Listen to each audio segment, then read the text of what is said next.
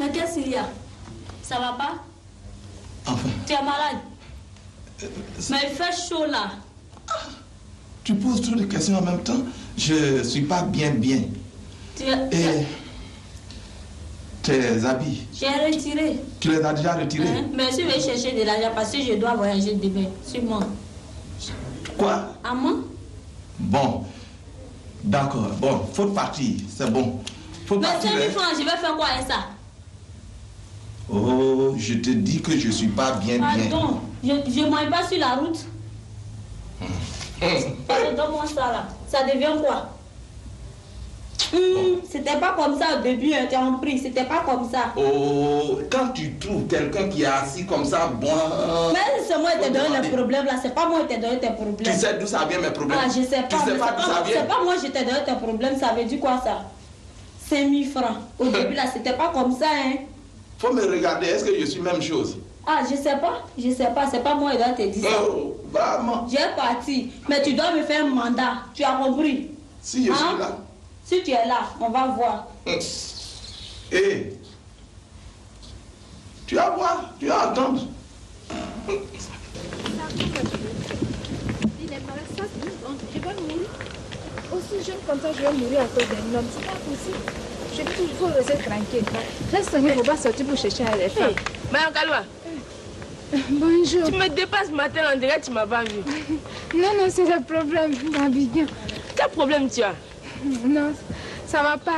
C'est parce que bon, je me porte pas bien et puis il y a tous les problèmes, c'est ça. Mais d'où tu viens comme ça? Et puis tu allais être qui? C'était pas bien là. C'est ce qui était chez M. Bagnon, le copain de mon mari. Mais c'est la maman, je vais comme ça. Tu sais que je sors avec lui. Ah bon? Vous êtes toujours ensemble? Oui. C'est bien pour toi.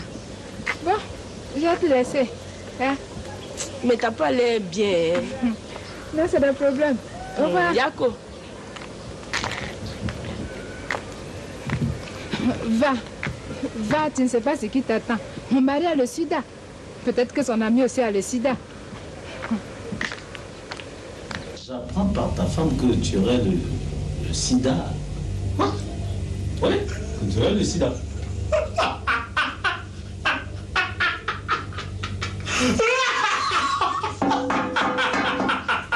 Ah, ce n'est que ça. Oui. C'est un stratagème que j'ai inventé pour ne pas que ma femme me trompe. Ah. Parce que je sais, on m'a dit qu'elle a des liaisons avec un certain bientôt bientôt tout va bien. Bon, enfin, peu importe son nom. Mais alors j'ai dit comme ça un soir, j'ai dit, bisous. Quand elle est venue, j'ai dit, tu sais, je suis atteint. J'ai dit, atteint, comment? J'ai dit, j'ai la maladie du siècle, j'ai le sida. Hein? Tu as le sida? Hein? Depuis quand? Et puis tu m'as pas dit ça? Tu me dis rien et puis on est là. Depuis quand tu as le sida? Hein? Alors je vais empoisonner. Qu'est-ce que tu as voulu dire? Il dit non, je suis empoisonné quoi. Il dit non, parlez bien, hein? Parlons peu et bien. Mais la tête qu'elle faisait, hein? Une drôle de tête. Donc, c'est une histoire que j'ai inventée. C'est une stratégie. Fou dedans. Mais dis donc. Et alors, voilà. J'ai pensé à tout sauf à ça. Eh ben voilà. Mais c'est pas possible. Tu es très malin.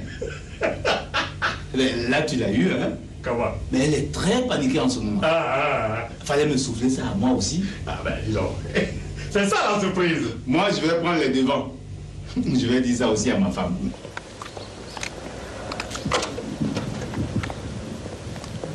Bonjour. C'est moi. Non. Qu'est-ce que ça? Tu n'es pas content de me voir? Tu voulais que je me mette en paille? Je me suis mise en paille pour venir te faire plaisir. Ça, c'était avant. C'est pas la peine. Tu m'as dit que ton mari a le sida. Va avec lui. Mais attends. Bien. Bah bientôt. On peut toujours s'arranger. On peut utiliser les capotes, par exemple. Quoi, pote? Avec ce que tu m'as dit? Autant... Jamais. Autant me suicider. Jamais, pardon. Faut partir. Faut partir. Jusqu'ici, j'attends ma mort. Hein? Je ne peux pas faire exprès pour mourir. Hein? Bonne journée. Faut partir. Mais tu peux pas me faire ça. Oh, vas-y, je t'en prie. Eh, Moussa, faut faire sortir la voiture, je t'en prie. Va chez ton mari, ça suffit comme ça. Je n'ai pas besoin de me créer des problèmes où il n'y en a pas. Non, écoute, viens là. Viens, je vais te... Ma dernière parole, viens là. Tu dis c'est toi. Ce n'est plus moi. Je ne veux plus... Ah, c'est venu, c'est venu. Tu vois, Moussa. C'est moi tu fais ça. Va mourir dans ses mains. Va. Tu as le sida. Va. Bon. Je te remercie. Dieu merci. Moussa. À cause de toi, je ne reste même pas à la maison. Moussa, si elle vient ici encore, qu'elle n'entre pas, hein. Oh. Voilà, bonjour à tous et merci de rester fidèles à cette émission, à ce programme matinal. Voilà, RTI 1, je suis Christelle Meledge et voilà, Judith Assoumo et toute l'équipe. Et donc, aux commandes de ce temps d'antenne, nous allons parler aujourd'hui essentiellement de la drépanocytose. La journée mondiale, c'est demain. Et à l'occasion, nous avons sur notre plateau le docteur Sekongo Mamadou, évidemment. Qui mieux que lui pourrait en parler? Docteur, bonjour. Bonjour, Christelle. Très heureuse de vous revoir. Ben, merci, moi aussi. Vous êtes très, très occupé, hors du pays à chaque fois. Et là, on s'est dit, non, on met la main sur lui pour de bon et on en parle. Vous êtes chargé de recherche en hématologie au Centre national de transfusion sanguine. C'est ça. Vous n'êtes pas venu seul. Oui. Nous sommes avec Madame Olga Kwame Eshiman. Bonjour, Madame. Bonjour. Alors, et Monsieur Jean Martial. Ça c'est donc bien ça. Monsieur Jean Martial Eshiman, vous êtes victime de la drépanocytose. Et avec Madame, nous allons parler. Elle est votre mère. J'allais dire, vous êtes sa mère. Elle est votre mère. Et on parlera donc avec vous ensemble de cette maladie afin de mieux informer nos téléspectateurs. Alors, docteur, évidemment, nous allons tabler premièrement sur la définition de cette maladie. D'accord. Merci beaucoup, Christelle. Tout d'abord, au nom de Madame la ministre de la Santé et de la lutte contre le sida, le docteur Raymond Goudou Kofi, au nom du président de la Société ivoirienne d'hématologie, immunologie, oncologie et transfusion sanguine, au nom de tous les malades de la drépanocytose, de leurs familles et de tous les partenaires qui luttent pour l'amélioration du quotidien de ces patients. Nous tenons à dire merci à toute la direction de la RTI pour l'opportunité que vous nous offrez de parler de cette maladie qui fait beaucoup de ravages, puisque demain 19 juin sera célébrée la journée mondiale de lutte contre la drépanocytose. Et à cette occasion, vous avez bien voulu nous accorder un temps d'antenne afin que nous parlons de cette maladie. Alors, la drépanocytose, de quoi s'agit-il? Il faut savoir que la drépanocytose, c'est d'abord une maladie du sang.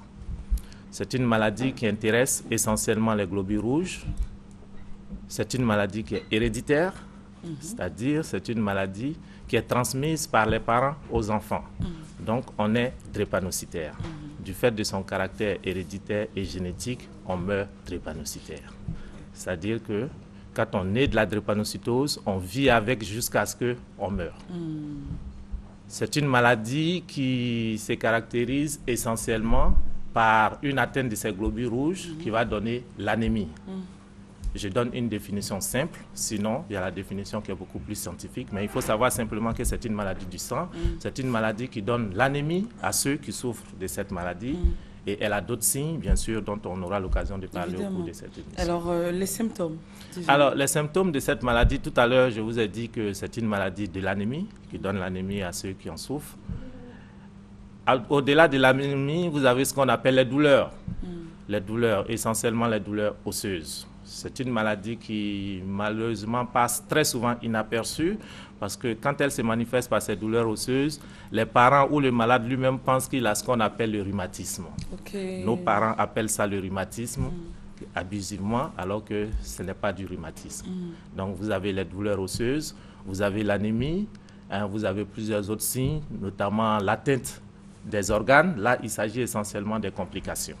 Parce que quand l'anémie s'installe, quand le malade fait beaucoup de douleurs osseuses, finalement, il va développer un certain nombre de complications et ces complications vont atteindre tout l'organisme. Il peut s'agir de l'atteinte du cerveau, il peut s'agir de l'atteinte des yeux, de l'atteinte du cœur, de l'atteinte du rein, de l'atteinte du foie. En gros, tous les organes sont atteints par cette maladie. D'accord. On a un traitement? Il existe un traitement. Parce que vous avez dit tout à l'heure aussi, il y a des complications, c'est-à-dire si le traitement n'est pas bien... C'est ça, n'est pas bien suivi.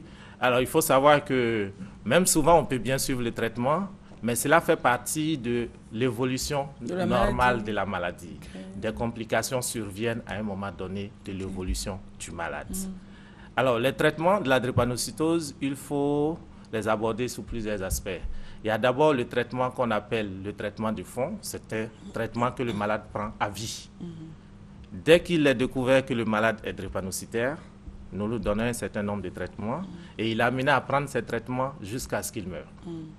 Ensuite, il y a les traitements qui concernent la manifestation même de la maladie. C'est-à-dire, lorsque le malade commence à se plaindre de douleur, il y a des traitements pour ça. Il s'agit essentiellement des antidouleurs. Quand le malade est anémié... Et ça calme la douleur? Ça calme la douleur. Ça calme la douleur. Mais il faut savoir que la douleur chez le drépanocytaire a plusieurs degrés. Vous avez des douleurs modérées aux douleurs vraiment atroces. Et donc, l'utilisation des médicaments dans ce cas va de simple paracétamol aux anti-inflammatoires, le prophénil, jusqu'à la morphine. Jusqu'à la morphine? Jusqu'à la morphine. On utilise dépendant la morphine évidemment du degré du degré de sévérité de la douleur. Il faut savoir que la douleur du drépanocytaire, quand vous avez l'habitude de suivre le drépanocytaire, même quand il vous réveille à 1h du matin, vous savez qu'il est en train de faire sa crise. C'est une douleur qui ne s'explique pas. Elle est vraiment atroce. Elle est vraiment atroce. Et malheureusement, dans certaines situations, il n'y a que la morphine qui arrive à les soulager. D'accord. Et les traitements sont disponibles pour tous, accessibles à tous? Les traitements sont disponibles, accessibles à tous. En Côte d'Ivoire, c'est vrai que nous avons certains traitements aujourd'hui. La médecine a tellement évolué. Vous avez des nouveaux traitements qui sont très efficaces dans la drépanocytose.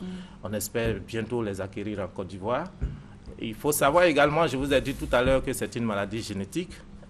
C'est vrai, ça fait partie des gènes du malade. Mais aujourd'hui, avec le développement de la médecine, on arrive à guérir des malades de drépanocytose. À guérir, c'est-à-dire avec l'évolution de la médecine. Avec l'évolution de la médecine. Il ne fera plus, enfin, pas de traitement jusqu'à ce que... Voilà. Oui, c'est-à-dire qu'un malade drépanocytaire grave, SS, parce que la drépanocytose, il faut savoir qu'il y a plusieurs degrés de la maladie. Tout à fait. Il y a les formes graves, je pense qu'on aura l'occasion de développer tout ça. Alors, quand vous êtes atteint d'une forme très sévère de la drépanocytose, aujourd'hui, avec les progrès de la maladie, on arrive à vous ramener à une forme de trait drépanocytaire où devenez AS, mais cela au prix d'une greffe de moelle.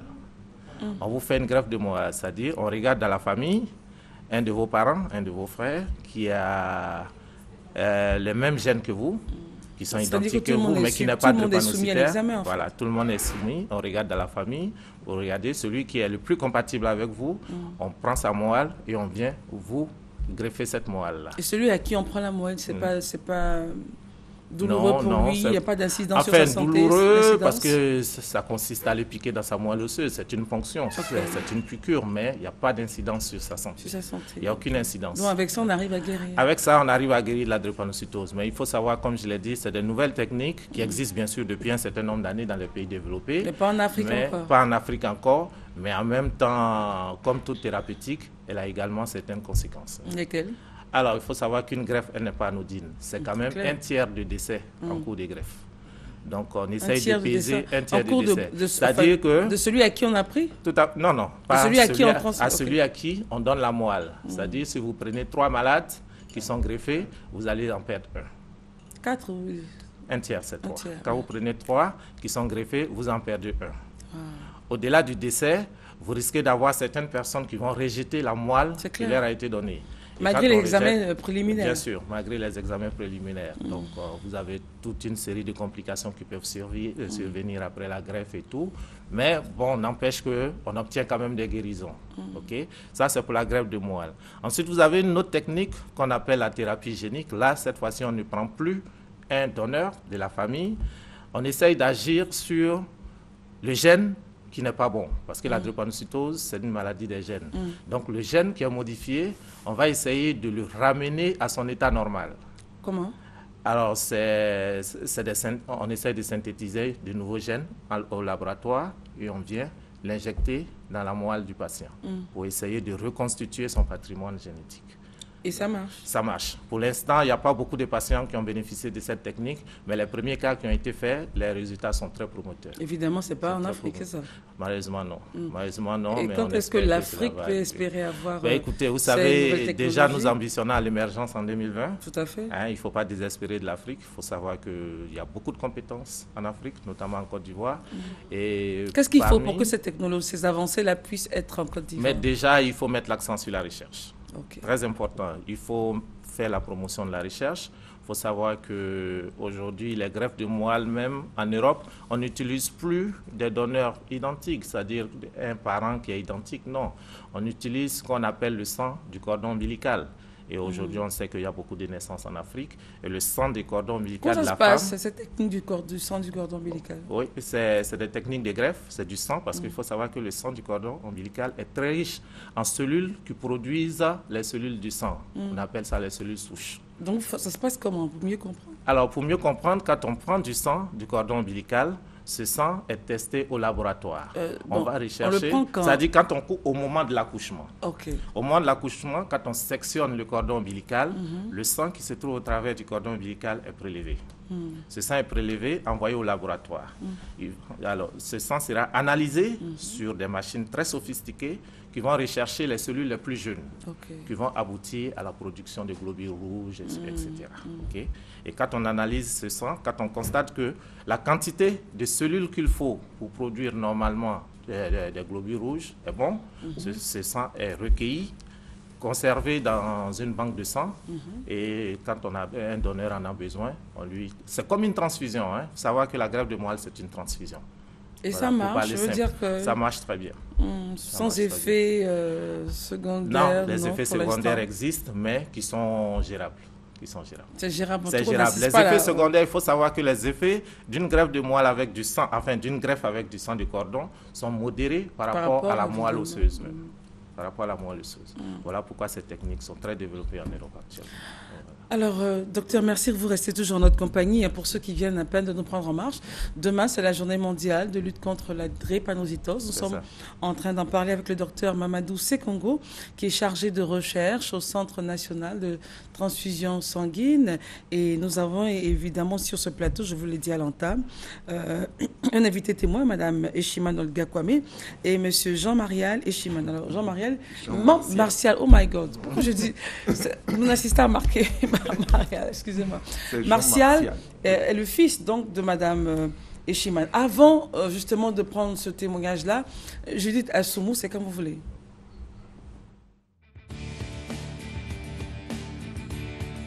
Dis Monsieur Globule, comment on attrape la drépanocytose? Très bonne question mon cher Bobby. Je t'explique.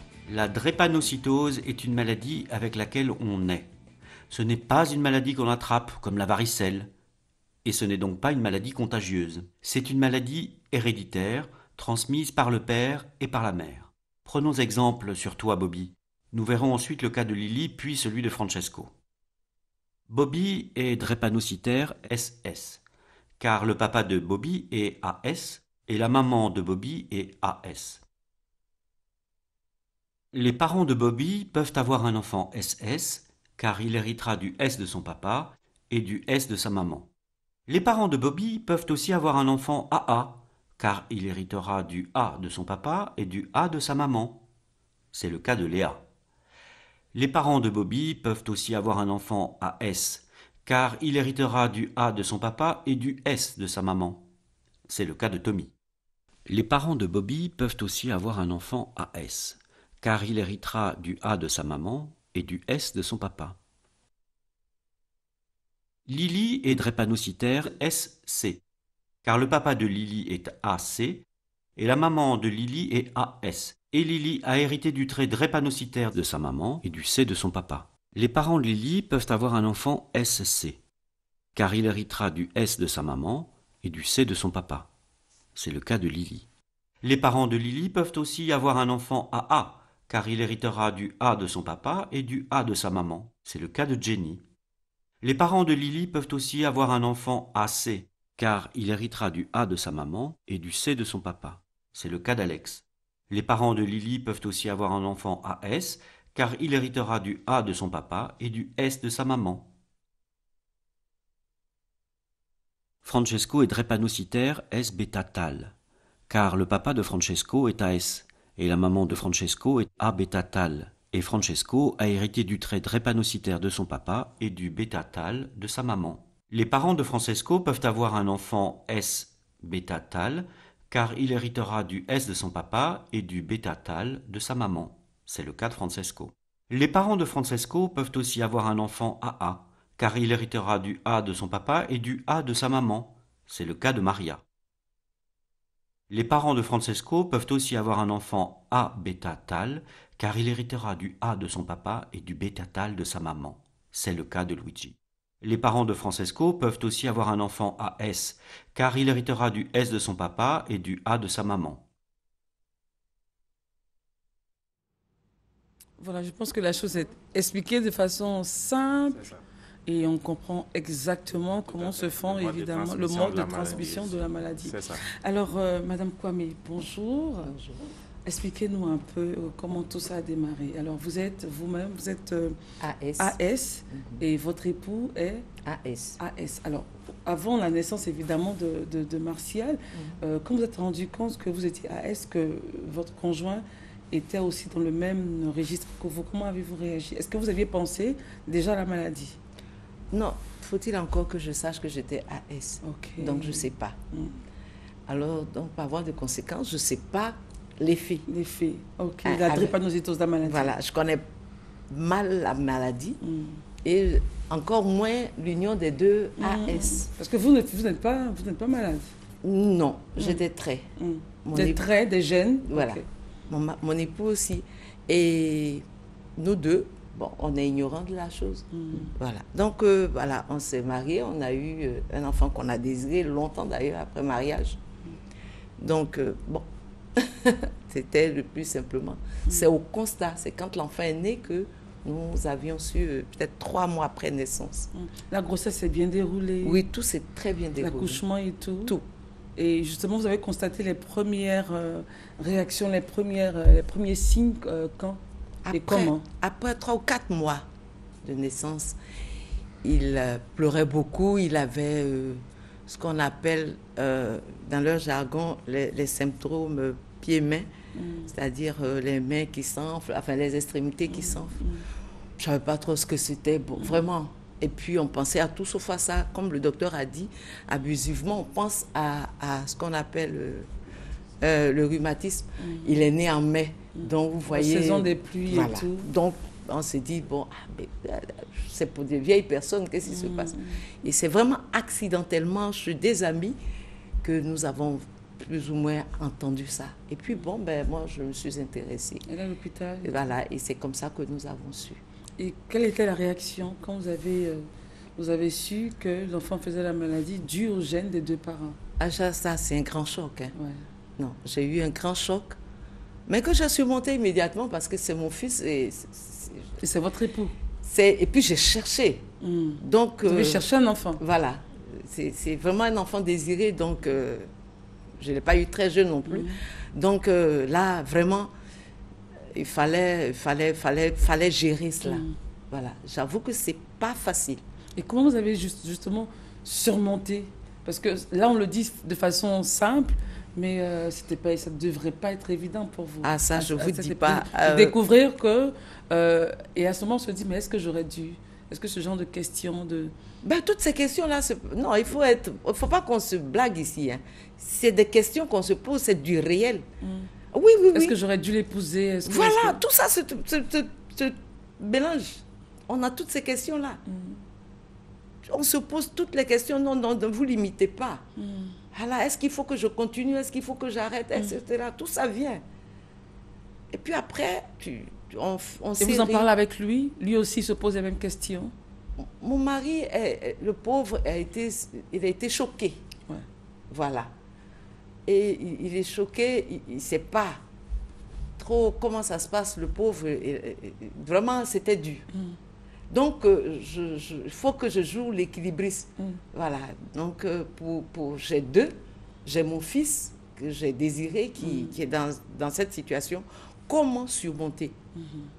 C'est-à-dire vous dépassez votre moi. Voilà. On laisse tomber. Non, ça, il faut le laisser tomber très vite. Alors, je l'ai laissé tomber très, très vite et puis surmonter pour pouvoir gérer cela. Alors, pour celles ou ceux qui nous regardent et qui n'arrivent pas justement à laisser tomber, quel a été votre secret pour laisser tomber ces questions intérieures de continuité d'un couple et de se concentrer et de chercher justement à travailler au bien-être de son fils? J'aimerais bien vous donner la technique. Je coupe pour dire c'est Dieu. Parce que je ne sais pas. Je ne pourrais pas vous donner une technique. Je ne sais pas. Je ne pourrais pas vous dire ici. Ce serait raconter des histoires. C'est pour ça que je coupe court et je crois vraiment que c'est Dieu. Qui vous a aidé? Qui m'a aidé. Parce que il ne faut pas rester dans ça. C'est vrai que s'il y a des gens qui nous regardent, il faut que ces personnes-là sautent le Rubicon. Il faut qu'ils sautent immédiatement. C'est une maladie, c'est vrai. Elle est peut-être difficile, c'est vrai. Mais il faut gérer, il faut vivre avec. Et ces personnes-là aussi ont le droit à la vie. C'est clair. Donc, il faut sauter ça. Il faut qu'ils vivent pleinement. Moi, et tout, et puis voilà, il faut que ces personnes-là vivent pleinement, comme tous les soi-disant bien portants. Docteur, est-ce qu'il y a des couples justement qui n'arrivent pas à faire comme Mme Eshiman, à dire c'est arrivé mais on reste ensemble? Oui, malheureusement, nous connaissons beaucoup de couples qui ont dû se séparer pour cela. Pas forcément au premier enfant, mais au bout de 2 enfants, parce que vous savez, un enfant c'est difficile à gérer, et quand vous en avez 2, 3 qui sont drépanocytaires, vous n'avez plus de vie. Vous n'avez plus de vie, donc malheureusement nous avons reçu souvent des couples. Nous leur avons expliqué les choses, mais vous savez, quand la douleur est plus forte, on préfère se séparer parce que ce qu'il faut dire, c'est que la drépanocytose est une maladie sociale. C'est une maladie qui a beaucoup de composantes. On part à la pub et on se retrouve dans quelques instants à suivre la suite de notre entretien tout à l'heure.